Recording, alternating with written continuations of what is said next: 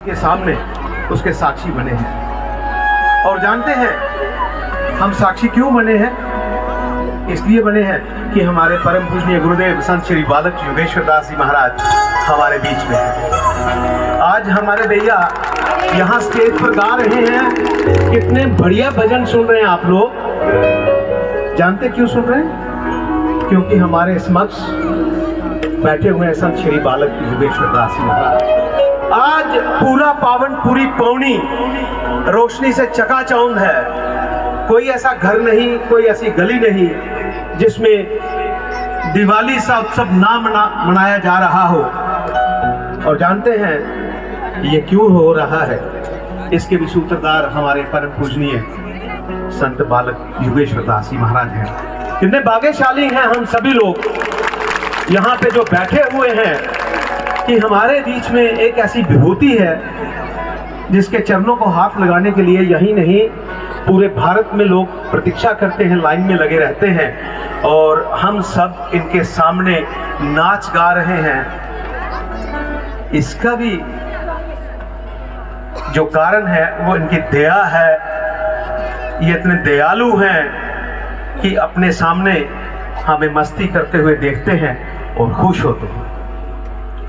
इतना बड़ा अति विष्णु महायज्ञ यहाँ चल रहा है पावनपुरी पौनी में। इसकी एक एक आहुति जो इस यज्ञ में चल रही है ना, हम बहुत से लोगों को इसकी समझ नहीं होगी। जो एक एक आहुति हर एक कुंड में गिर रही है वो भगवान के मुखारविंद में सीधी प्रवेश कर रही है। इसके भी उत्तरदायी हमारे परम पूजनीय संत श्री बालक योगेश्वर दास जी महाराज हैं। आज भारत के कोने कोने से जो शहीद परिवार महाराज जी को जानते हैं, इनके बीच में रहते हैं, जब उनके अपने परिजन शहीद हो जाते हैं, जानते हैं अपने बच्चे को सर्दी जुकाम हो जाए तो कितनी परेशानी होती है हम सब लोगों को, कितने दुखी होते हैं। अगर कहीं किसी की बच्चे को हड्डी की चोट लग जाए थोड़ी सी और हमें डॉक्टर के पास जाना पड़े, और आप ये सोचिए कि वो जो माता पिता जो अपने परिजनों को हमारे सब के ऊपर कुर्बान करते हैं, उनका हृदय नहीं है, उनको तकलीफ नहीं होती।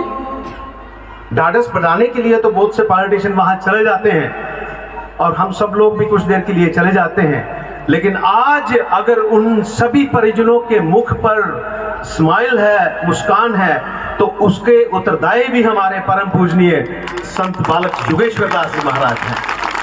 हम सबको इसका बहुत फख्र होना चाहिए। और जितना भी यज्ञ यहाँ चल रहा है, हमको इसका मालूम नहीं है कि इस यज्ञ से कितना लाभ होता है, लेकिन अपनी जेब में से कुछ ना कुछ इस यज्ञ में जरूर आहुति दीजिएगा। वो आपके लिए है, आपके परिजनों के लिए है।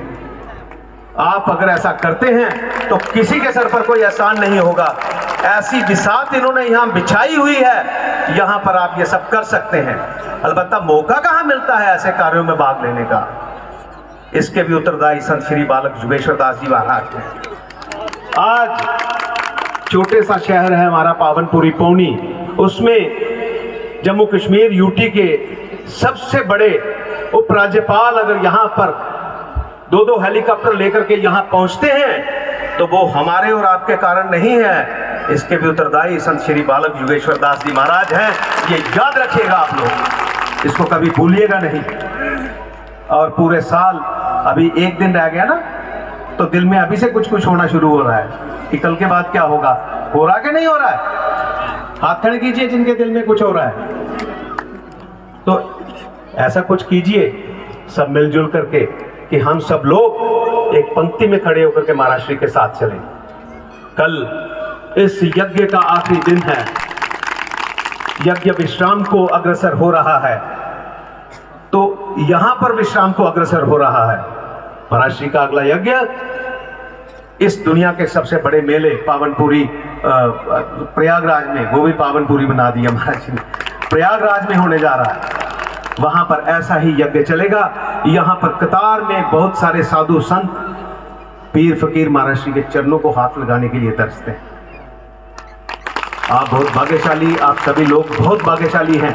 कल पूर्ण आहुति है, अगर हो सके तो थोड़ा थोड़ा घी, थोड़ी थोड़ी शक्कर, जो कुछ हो सकता है करो। अपने लिए करोगे, किसी के सर पर कोई एहसान नहीं, जरूर कीजिए क्योंकि मौका मिला हुआ है। अगर ऐसा मौका ना मिले तो कहां से हम सब लोग ये कार्य कर सकते हैं।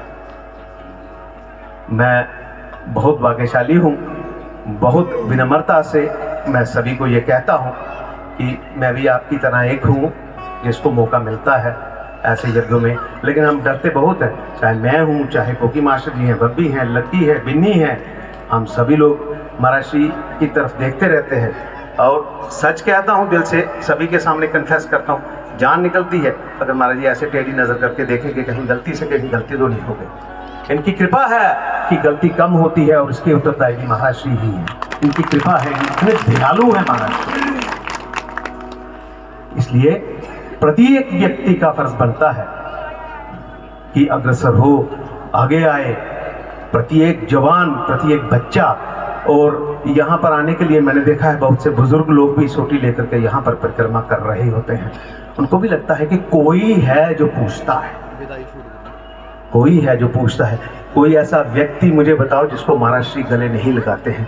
बहुत से लोगों के दिल में ये बटरफ्लाइज रहती हैं, ऐसा दिल में होता रहता है, पता नहीं महाराज श्री की हमसे बात होगी या नहीं। लेकिन मैं दावे के साथ कहता हूं कि जब यहाँ से लोग अपने घर को जाते हैं, प्रत्येक व्यक्ति को यह महसूस होता है कि महाराज श्री सिर्फ मेरे, सिर्फ मेरे।